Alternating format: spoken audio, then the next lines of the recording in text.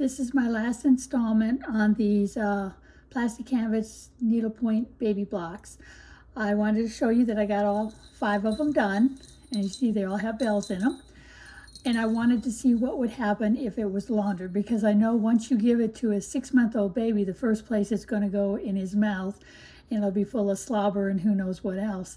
So I thought I should find out how well they would launder. So I took one of these blocks, I put it in a laundry bag and put it in a wash machine with some towels and other items, and I put it on the gentle cycle cool water, and I washed it, but I air dried it. I did not throw it in the dryer. I was afraid of the heat on the plastic canvas.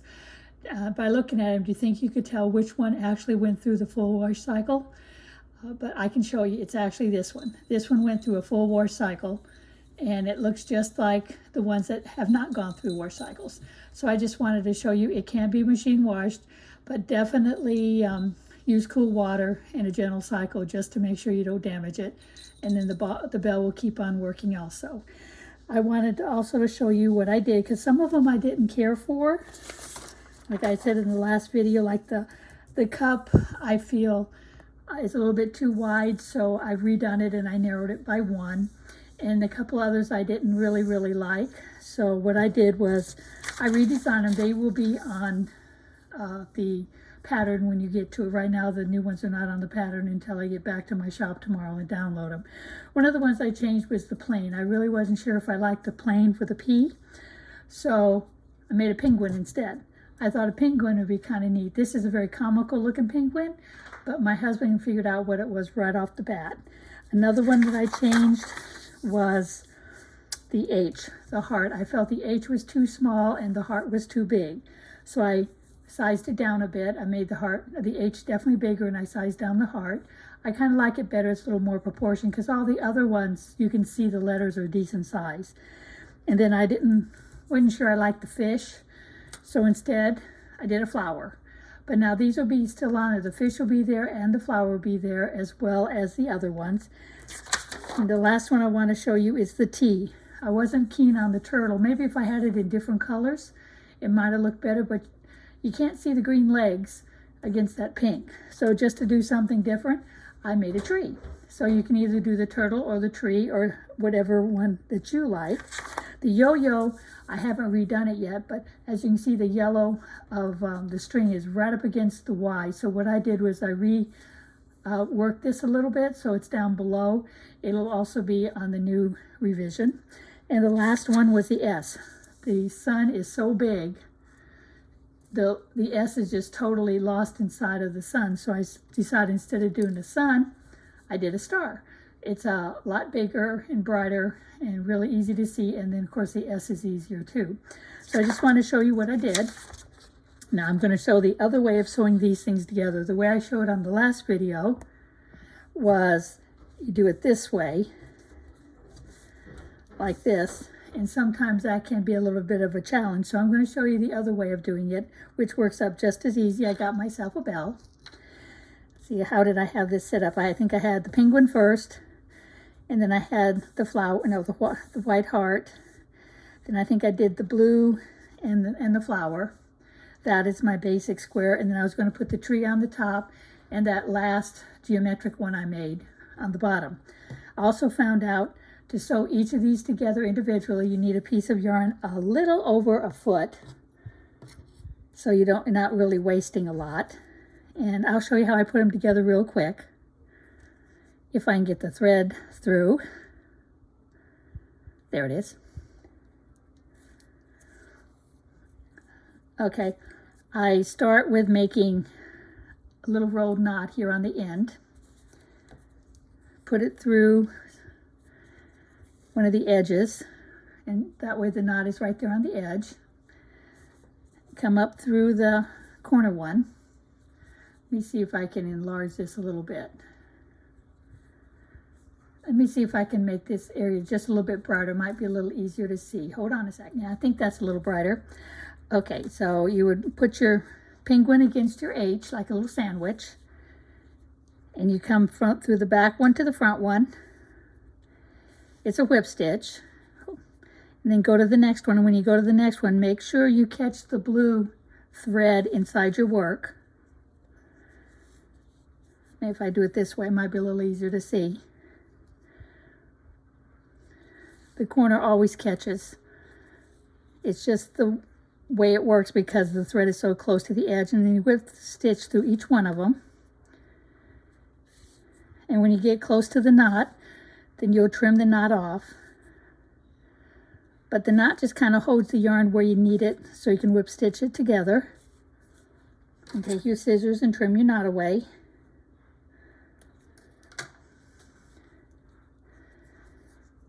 And you're going to repeat this for all of them. It doesn't take that long to sew it together, which is kind of nice. I always like to do as many as I can with one piece of yarn, because every time you stop and start, that's a weak point. After I get to the end, I bring the yarn between the two and then go up through the back. The only time you can't do this is on the very last one, because you can't turn the box inside out. Okay, one down. Still got a few more to do. This time I'll hook the H. If I can hold on to this needle. Okay, now I'm gonna wet my finger a little bit so I can roll the yarn and then pull it tight. Put it down in the middle of the star. You can use any design in any combination you want. I just didn't want the white and this pale yellow to be touching. I'd rather have another color in between. But you can do it any way you want. And if you don't like the color combinations that I've used on some of the pieces, you're more than welcome to change the colors. You can do nothing but all primary colors if you like, or you can do the combination of primary and pastels, or just change up the background color. You make all the backgrounds the same shade if you like, and all the alphabet letters the same color if you like. You can also take the pictures off completely and make an oversized alphabet letter. You can even size down the blocks from being this size, which is about, I don't even know how big they are,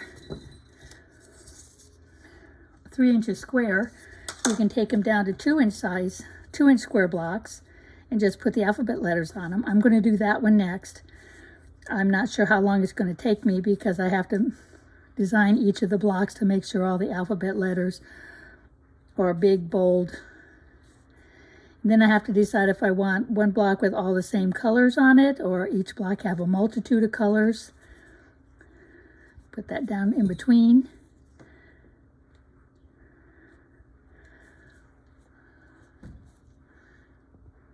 So I can get that in. Perfect. 2 down. See, it goes together fairly quickly. Get another one of these.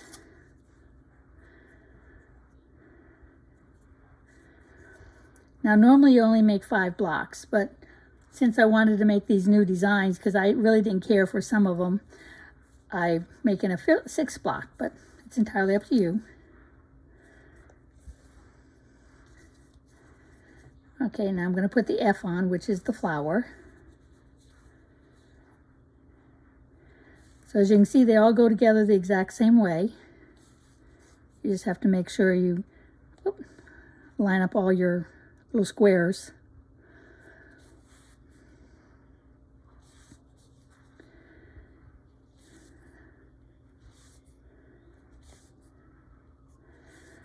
I could have had it half done before I started the video, but then I wouldn't have been able to lay them flat. So that's why they're getting all done together. And also this will kind of give you an idea how long it would take to actually sew a set of blocks together. Right now I'm at 4 minutes, which is not bad. May not be a full 4 minutes of sewing time. There. Okay, now finish off this one. There we go.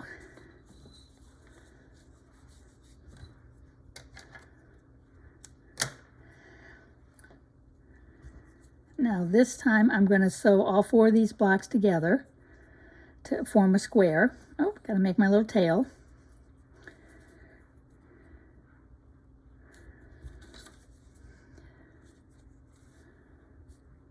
come up through the end. Well, I got the F upside down, but it really doesn't matter. You can make these all different layouts,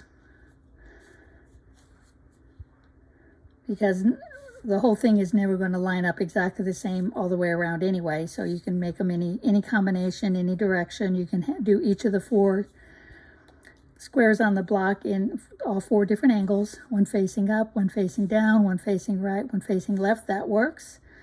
Or 2 up, 2 down, all up, all down. I just happen to have one facing a different direction. But then when I get to the top and bottom, of course, they're going to be facing different directions altogether. Now, unfortunately, with this one, I can't turn it inside out and run the yarn inside the work. This one, the yarn is going to be on the outside.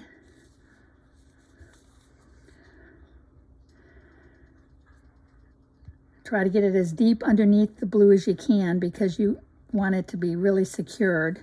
Now, sometimes it's hard to pull this one because it's really tight against the work. That's when I grab my pliers again and pull it with the pliers. Pliers really come in handy. All right, now I'm going to take a piece that's 3 feet long.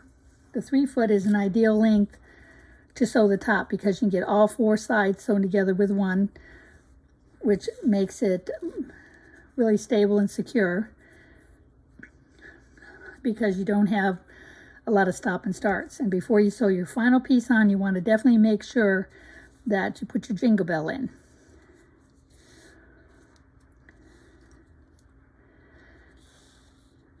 It always works out when I put my first piece in, I put it inside.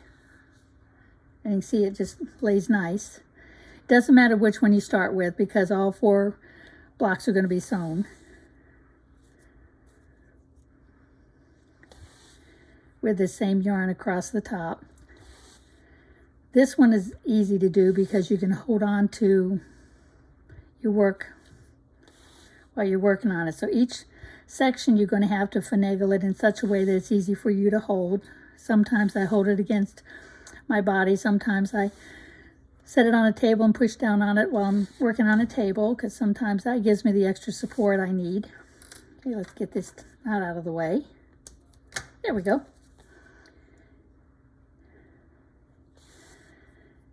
And you want to make sure you sew your corners a couple of times. That way you don't see as much of the clear plastic on the corners. You want to kind of hide it as much as you can inside the yarn. So most of the time when I do a corner, I do it twice because it catches this where this one is. 1, 2, and that kind of helps hide it. Then I bring the tree up to the edge because this is going to have to sew on this way. So you go into your 2 corner stitches.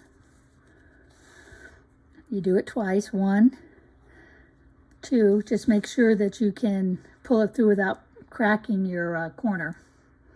Because if you break the plastic square, then you cannot repair it. I've never figured out how to repair it once you break, like say this part here on your plastic.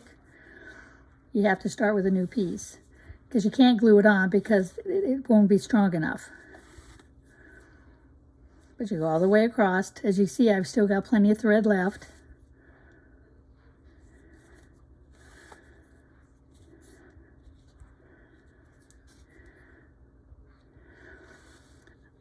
But I thought I'd show the 2 different ways to sew it together, and then we can also time it. That'll give you an idea how long it's going to take to sew it together. And I will have those new pictures attached to the pattern that I've already got printed up. And I've been using the pattern while I've been working on this project. So once I get these all sewn together, I'll show you what I've got for the pattern so you can see how I've made it work.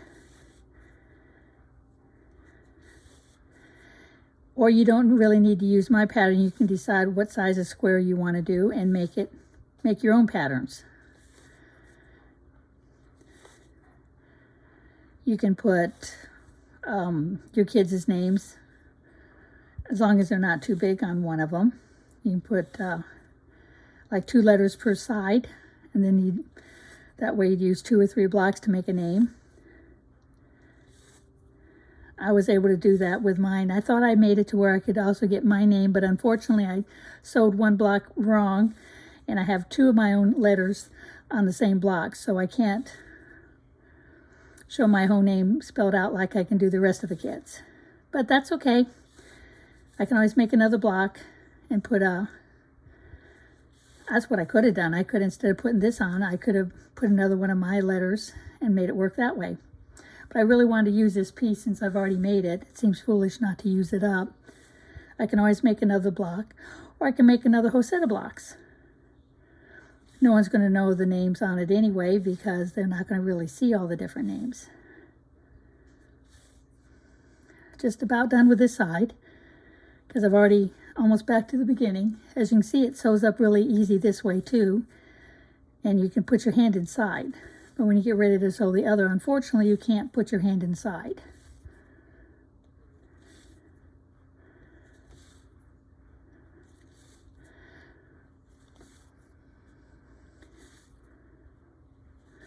Just about done. Gotta do 2 here. Now you have to go on the outside, just like we did the last time. Grab your pliers.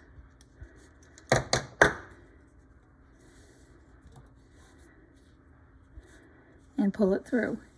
Okay, that one's done.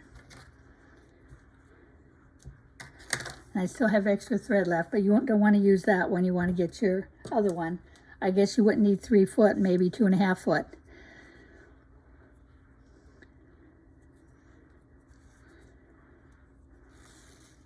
Okay, all we gotta do is get this last side sewed on and get our jingle bell dropped in.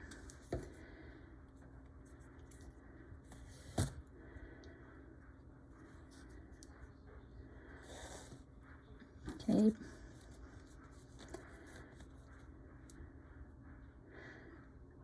This one takes a little bit more finagling.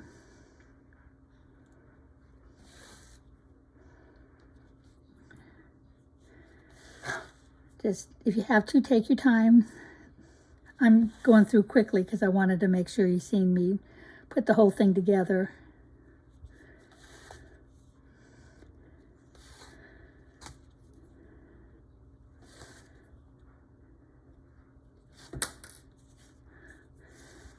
And it's not uncommon for the yarn to get a little twisty and knotty. If it does kind of twist up, you can always go like this and untwist it by twisting the needle like that. And that will untwist your yarn and make it lay a little flatter as you go through for a while, and then it'll twist up again and you have to start all over again.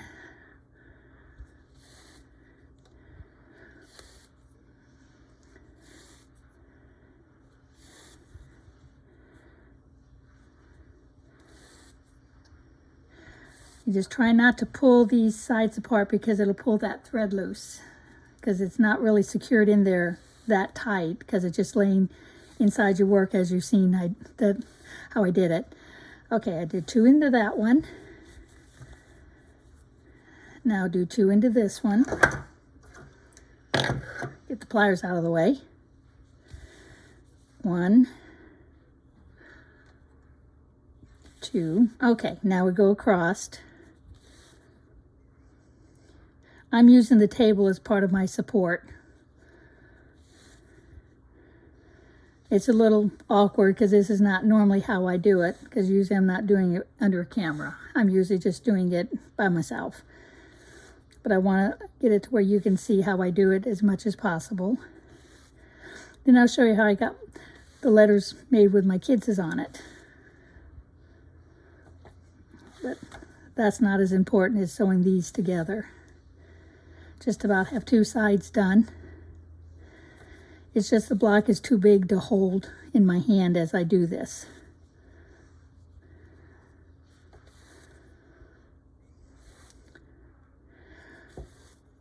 Okay, I'm at the corner, so I go through it twice.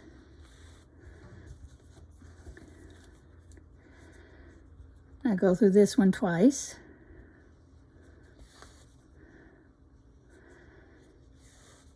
It helps secure your corner. Okay, this might work the better. I'm pushing it down on the table with my palm and holding the piece with my fingers. That seems to work pretty good here.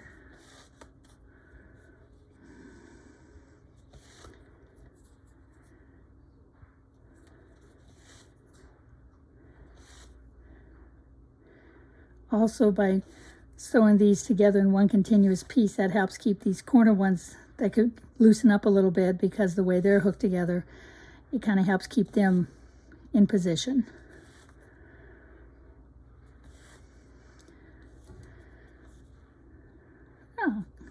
Oh, this helps too. This works.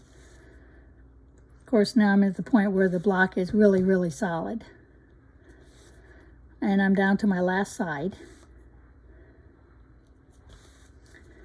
Okay, turn it over and get this last one done.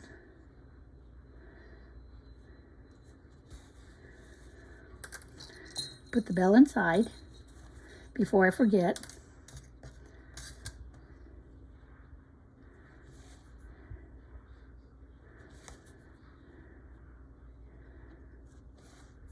Now you can sew all these blocks together all in the same color like I'm doing, or you can choose a different color on each block. Since every single square has a different background color, it doesn't really matter which color you use. You can do one in blue, one in red, one in grass green, one in gold. You know, whatever colors you want to do. White, but white will get dirty faster. That's why I don't do a lot in white. Down to my last 4 stitches. Oops, went too far that time.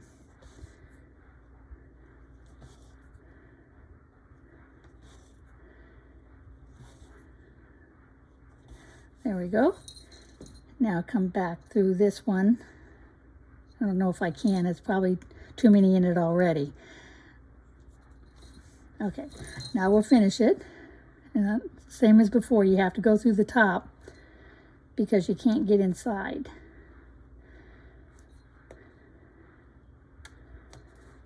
And grab your pliers to pull your needle through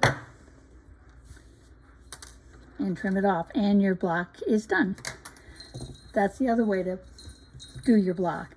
Now, if I was trying to find my kids' names, I get all the blocks here in front of me and look through to see which letters are that I need. So here's my first one, P, A, U, and L. So see, you can actually make your kids' name. Now, what I've also done is I put the other letters, like the first letter, C, is also on this one for my other daughter, Chris. So C, and then I put the H on this one.